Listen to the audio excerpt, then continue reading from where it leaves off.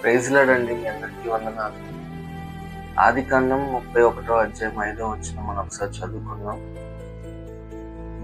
మీ తండ్రి కటాక్షము నిన్న మొన్న నా మీద ఉండినట్లు ఇప్పుడు నా మీద ఉండలేదని నాకు కనబడుచున్నది.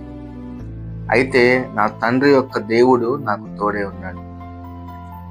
ప్రియమైన దేవుని బిడ్డలారా, యాకోబుని మనం గమనిస్తే రాహేలు కోసం 7 సంవత్సరాలు, లేయా కోసం 7 సంవత్సరాలు, తన జీతం కోసం మిగతా 6 సంవత్సరాలు ఈ విధంగా పనిచేసినట్టు మనం చూస్తాం. అయితే ఈ జీతం పంచుకునే సమయంలో దేవుడు అతన్ని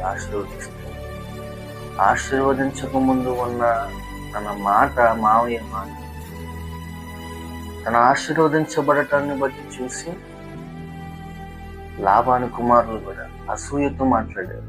నిన్న మొన్న ఉన్నట్లు దేవుడు నిన్ను ఆశీర్వదించినప్పుడు చాలా మంది మన జీవితాల్లో మనతో ఉన్నవారే, మన బంధువులే ఆ విధంగా అసూయపడే వాళ్ళు ఉంటారు. మన ఎదుగుదల కోరుకున్నట్టు కనపడతారు, కానీ ఆ సమయం వచ్చేసరికి నిజంగా వాళ్ళు మన ఎదుగుదల కోరుకునేవారు కాదు. ముందు వచనాల్లో మనం చూస్తే లాబాను యాకోబుతో ఏమంటాడంటే, నిన్ను బట్టి నేను ఆశీర్వదించబడ్డాను, నీ వచ్చాకే నాకు ఈ స్థితి వచ్చిందని లాబాను చెప్తాడు. చాలా మంచి మాటలు చెప్తాడు. కానీ దేవుడు తన జీతం విషయంలో అంత సమృద్ధిగా ఆశీర్వదించేటప్పుడు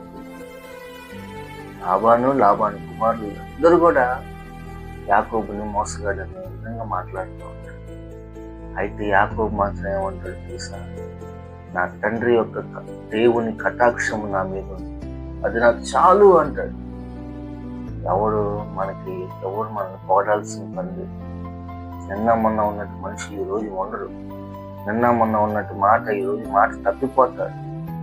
మనం చూసి నిజంగా ఇష్టపడే వాళ్ళు ఎవరు ఉండరు. నీవు ఆశీర్వదించబడాలని, నీవు గొప్పవాడి అవ్వాలని, నీవు ఉన్నత స్థితిలో నువ్వు ఉండాలని ఒకటి నీ దేవుడు నీ గురించి అనుకుంటున్నాడు. నీ దేవుడి తర్వాత ఎవరైనా అనుకుంటారు అంటే అది నీ తల్లిదండ్రులే అవుతారు.